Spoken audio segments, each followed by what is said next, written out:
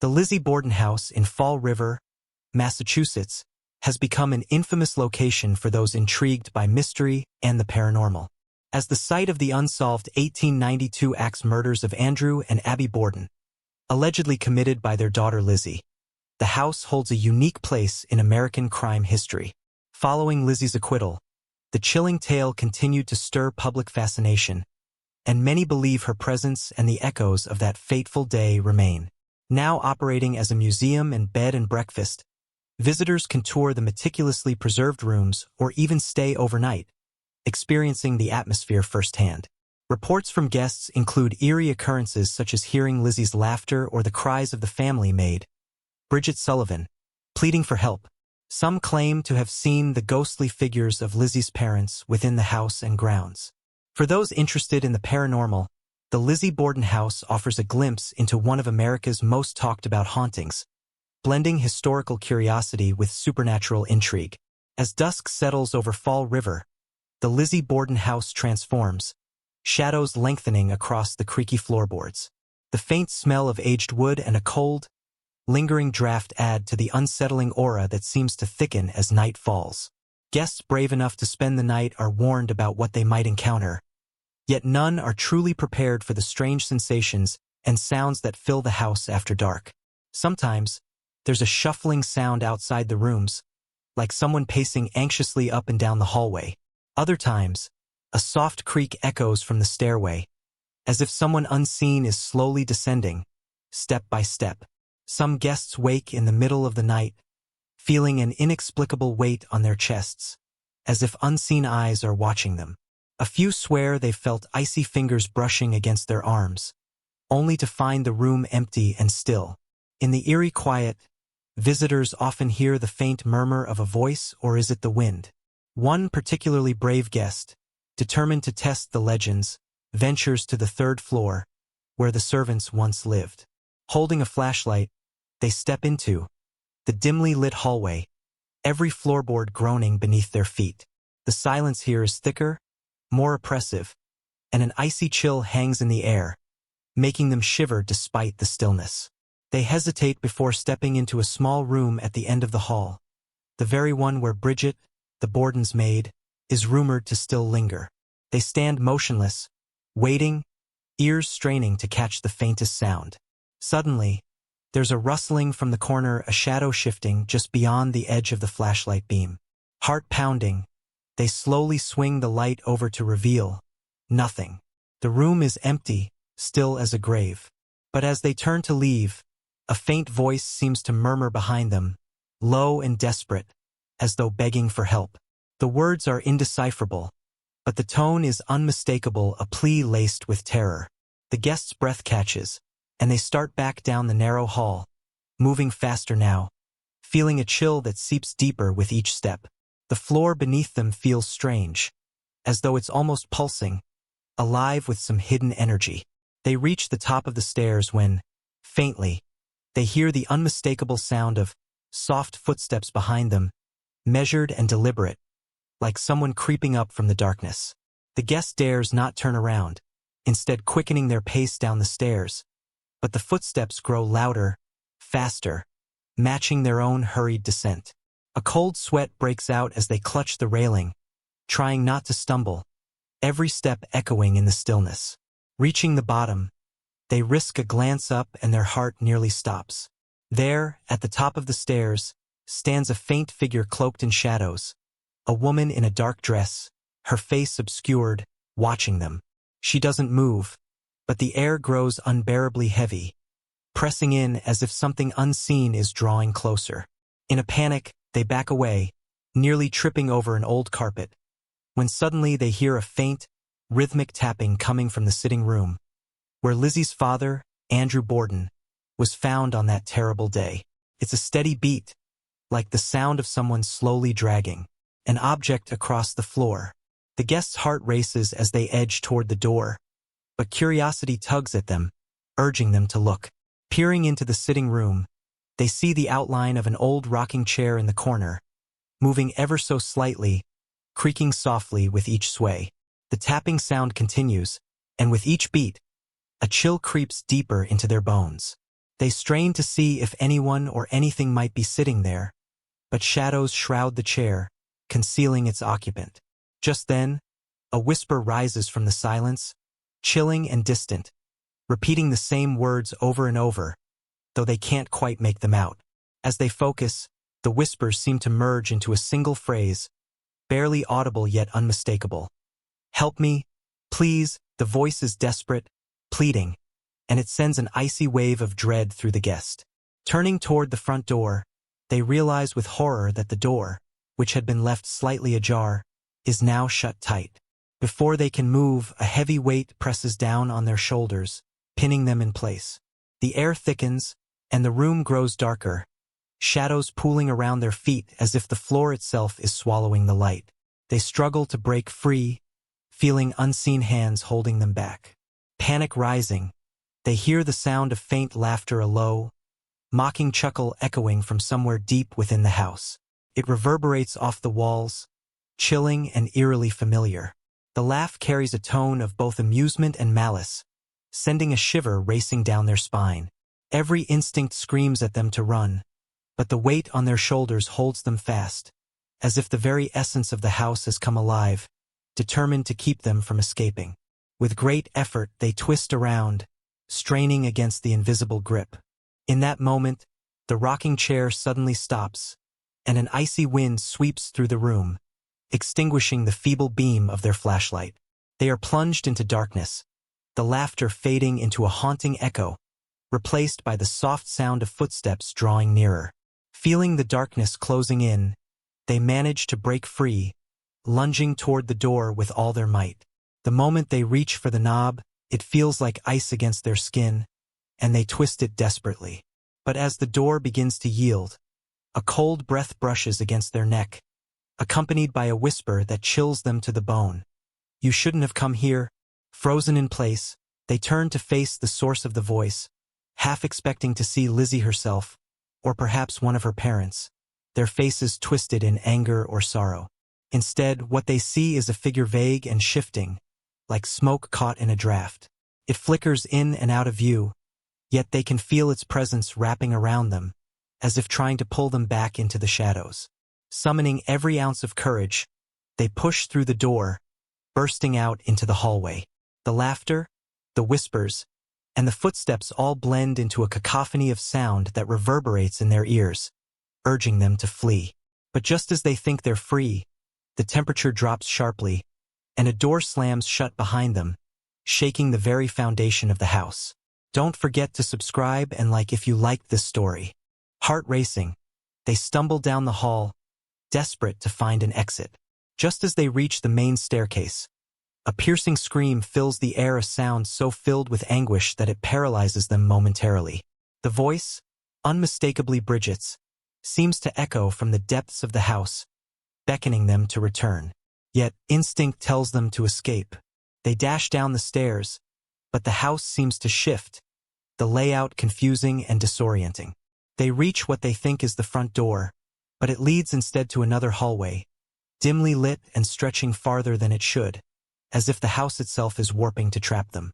Panic rises as they realize the walls around them are closing in, narrowing and bending, forcing them to press forward. The air grows thick and stifling, and the scent of old wood and something faintly metallic fills their lungs, making it harder to breathe. Footsteps echo once more, faster and louder this time, as if something is racing down the hall toward them. Heart pounding, they break into a sprint, desperate to outrun whatever lurks behind. But no matter how fast they run, the hallway stretches endlessly, mocking their escape. Finally, they spot a door at the end of the hall, slightly ajar, with a faint glow seeping from within. They approach cautiously, the light a strange mix of warmth and dread, as if it's both inviting them in and warning them to stay away. Gripping the edge of the doorframe, they peer inside and find themselves in a small, familiar room. The dining room where Lizzie and her family once shared their last meals. The table is set as if awaiting guests, plates gleaming under a dim, flickering light. But as they take a step inside, they notice something horrifying. Two figures are seated at the table, heads bowed, as if deep in an endless, silent conversation. The shadows obscure their faces, yet the guest knows who they are. Andrew and Abby Borden, dressed in the clothes they wore on the day of their deaths, sit perfectly still, their expressions unreadable in the dim light. For a moment, silence settles thickly over the room, and the guest stands frozen in terror. But then, Abby's head slowly lifts, her lifeless eyes fixing on them with a gaze so piercing it feels as if she's looking into their very soul. Her lips part, moving as if to speak, but no sound emerges. Instead, a dark stain begins to seep from the ceiling, dripping slowly down the walls, as if the house itself is bleeding. Just as the first drop touches the floor, Andrew turns his head, his cold, glassy eyes locking onto the guest. His mouth curls into a faint, unnatural smile, and with a voice like a distant echo, he finally speaks, saying, "We've been waiting for you." The words slice through the air, low and filled with an ominous familiarity. The guest tries to back away, but their feet feel rooted to the ground, an unseen force holding them in place. Andrew's eerie smile widens, his head tilting slightly as he watches, eyes following their every move with a predatory glint. From the far corner, the shadows deepen, and a faint figure emerges, a young woman with dark, hollow eyes, dressed in a simple gown that seems to shimmer with the weight of years gone by. It's Lizzie. Her gaze is unblinking, locked onto the guest, and as she steps forward, the air grows impossibly cold, biting through the layers of time and place. "Do you want to see?" she whispers, her voice faint yet unmistakable, like a chill wind passing through a graveyard. Her hand slowly rises, fingers pointing to a small door on the other side of the room, one the guest hadn't noticed before. It stands slightly ajar, revealing a dark staircase descending into shadow. Before the guest can react, Lizzie steps back, vanishing into the darkness as if absorbed by the house itself. The figures at the table remain motionless, their gazes still fixed, watching intently as the guest feels an inexplicable compulsion to move toward the staircase. They take a hesitant step forward, feeling as if something or someone is guiding them. Each step toward the door feels heavier, the atmosphere thick with tension, as if the walls themselves are holding their breath. The door creaks open wider, inviting them to descend, and a whisper, unmistakable but distant, floats up from the darkness below. Come see what happened." Unable to resist, they step onto the first stair, feeling the wood sag slightly beneath their weight, as if weakened by age and memories. They descend, the light from the dining room fading behind them, replaced by an oppressive, pitch-black darkness that grows thicker with each step. Their heart pounds as they hear faint whispers and distant footsteps echoing from below, pulling them deeper, as if the house itself is drawing them into the heart of its secrets. Finally, they reach the bottom, where a small, dimly lit room awaits. In the center of the room stands an old, dust-covered trunk, its edges worn and splintered, as though it's been waiting in this dark place for years, untouched and forgotten. The dim light flickers from a single, bare bulb hanging from the ceiling, casting eerie shadows that dance along the walls, making the room feel alive. The guest hesitates, sensing something dreadful within the trunk, but an unseen force seems to urge them forward. They reach out, their fingers trembling, grazing the rough surface. Just as they lift the lid, a wave of cold air rushes from within, and the smell of decayed wood fills their senses. Inside, they see a collection of objects.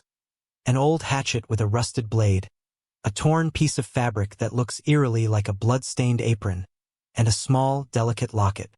They can feel a strange energy radiating from each item, as if each one holds a fragment of a terrible story, silently bearing witness to the events that transpired here. Suddenly, they hear a soft shuffling sound behind them. Turning quickly, they come face to face with the ghostly figure of Bridget, the Borden maid, her face pale and stricken with fear. Her mouth opens as if to scream, but no sound emerges. Instead, her eyes widen in terror, and she points urgently to the hatchet, then back toward the staircase.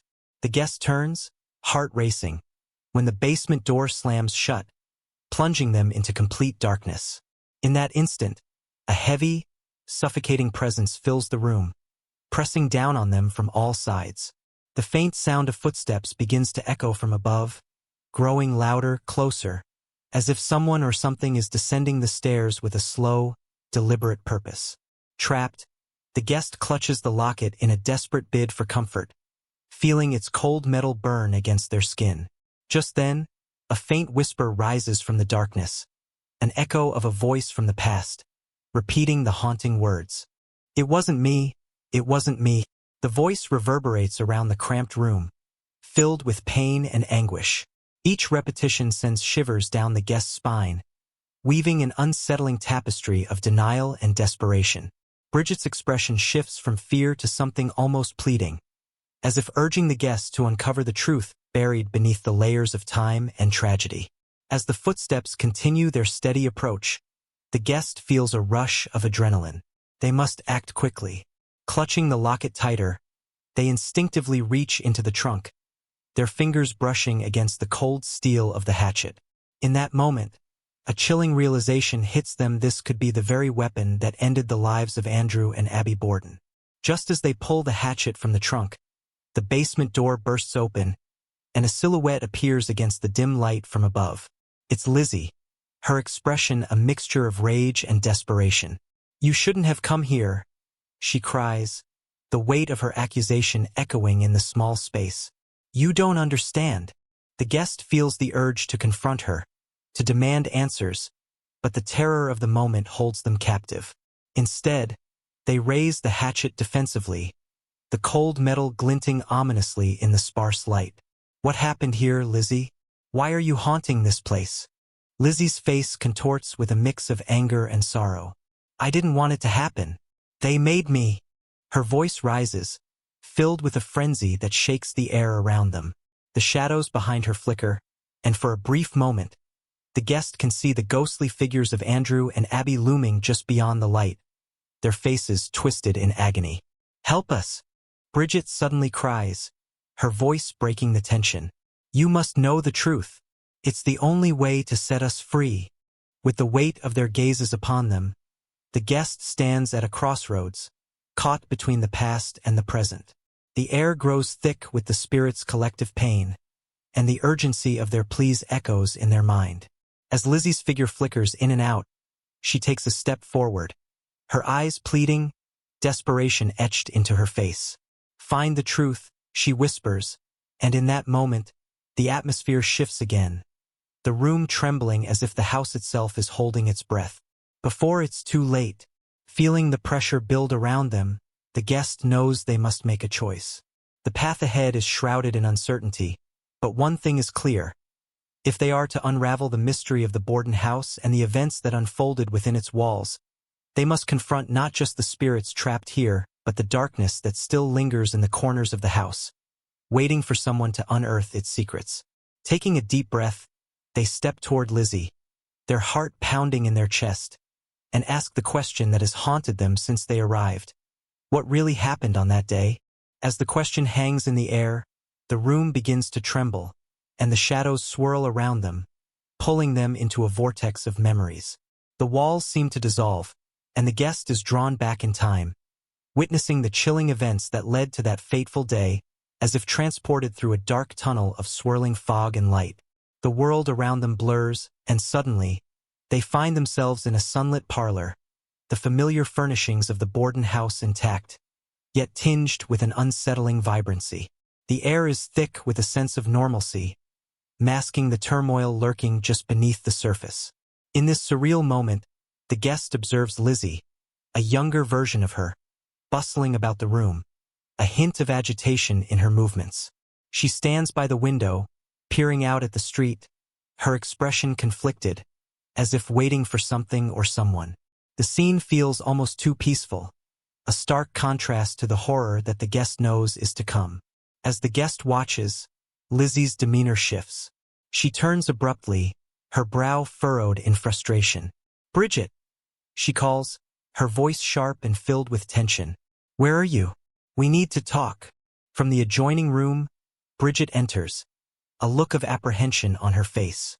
"What is it, Miss Lizzie?" she asks, hesitantly moving closer. "It's Father and Abby," Lizzie replies, her voice dropping to a whisper. "I can't take it anymore. They think I'm just a child. But I know what they're planning." The guest leans in closer, straining to catch every word, sensing that the truth is close enough to touch. "What do you mean?" Bridget asks, her voice a mix of concern and confusion. "They're plotting to take everything away from me," Lizzie insists, a fire igniting in her eyes. "They don't care about me. All they care about is money. I overheard them arguing Father wants to cut me out completely." Bridget's face pales, the weight of Lizzie's words sinking in. "Miss Lizzie, you mustn't say such things. They're your family." "Family?" Lizzie snaps, anger flaring. "They've never treated me like one. You know how they are, Bridget. I won't be a pawn in their game anymore." The guest's heart races as they witness the raw emotion unfolding before them. Lizzie's desperation and fear are palpable, echoing through the room like a haunting melody. It's then that the atmosphere shifts, a heavy tension hanging in the air as the door creaks open, revealing Andrew Borden, his presence imposing and dark. "Lizzie," he barks, his voice booming. "What nonsense are you spreading in my house? You will not speak of family in such a way." Lizzie's expression transforms, fear and anger colliding in her gaze. "Father, you don't understand. You're pushing me away. I'm not a child anymore." "Enough!" Andrew's voice reverberates, and he steps further into the room, his eyes cold and unyielding. "You will do as I say, or you will suffer the consequences. You've been a burden on this family long enough." The guest watches, horrified, as the confrontation escalates. Lizzie stands her ground, her chin lifted defiantly, but the air crackles with an impending sense of doom. The scene before them intensifies, each moment drawing closer to the inevitable. Suddenly, the vision shifts again, and the guest is thrown into another part of the house, the kitchen, bustling with activity. Abby Borden is there, her back turned, her posture rigid as she prepares a meal. A deep sense of foreboding hangs in the air, heavy with the weight of unspoken words. "Abby!" Lizzie's voice rings out, startling her. Abby turns, surprise etched across her face. "We need to talk." "What is it, dear?" Abby asks, forcing a smile that doesn't quite reach her eyes. "I know you've been plotting with Father," Lizzie accuses, her tone sharp. "You think I don't see how you look at me?" Abby's expression hardens, the warmth of her previous demeanor evaporating. "You are mistaken, Lizzie. Your father only wants what's best for this family." "The family that you've married into?" Lizzie shoots back, the tension rising. "You think I don't know your true intentions? You want to strip everything away from me." Just then, the scene shifts again, and the guest finds themselves in the parlor once more. But the atmosphere is darker, the shadows deeper. Lizzie stands alone, her face a mask of turmoil as she clutches the hatchet, its blade gleaming ominously in the dim light. "Lizzie, no!" The guest cries out, but their voice is lost in the chaos of the unfolding scene. Suddenly, the air fills with a cacophony of shouts and cries, the sounds blending into a terrifying symphony of chaos. The guest realizes they are on the precipice of witnessing the horrifying climax of this tragic tale. But before they can comprehend the full extent of what is to come, they feel the ground beneath them shift, pulling them deeper into the darkness of the Borden house, where the true horrors lie waiting to be revealed. The guest is pulled further into the chaos, and in a dizzying swirl, they find themselves back in the dim basement, clutching the hatchet. The voices of Lizzie, Bridget, and the Borden family echo around them, intertwining in a haunting chorus. Suddenly, the air stills, and they see the room transform once more. In a flash, they witness the fateful moment unfold. Lizzie, driven by desperation and rage, raises the hatchet above her head, tears streaming down her face as she confronts her father and stepmother. The screams pierce through the air, but the guest feels a strange empathy for Lizzie, understanding her isolation and despair. As the scene crystallizes, they hear Lizzie's voice, clearer now. "I didn't want it to end like this," she cries, the anguish evident in her tone. The guest realizes this isn't just a story of murder, but of a broken family, trapped in cycles of greed and betrayal. With the weight of the truth pressing down, they suddenly grasp that Lizzie's torment will never cease unless someone finally acknowledges her pain. In that moment of clarity, the guest steps forward, feeling an overwhelming urge to break the cycle. "You're not alone, Lizzie," they shout, their voice echoing in the depths of the house. "We see you. We remember you."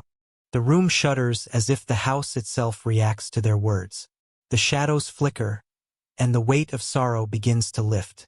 The figures of Andrew and Abby appear, but instead of wrath, they seem to reflect confusion, their expressions softening as they listen to the plea for understanding. Suddenly, the basement door swings open, flooding the room with light. The oppressive atmosphere dissipates, the spirits of the Borden family slowly retreating, their fates intertwined but finally acknowledged.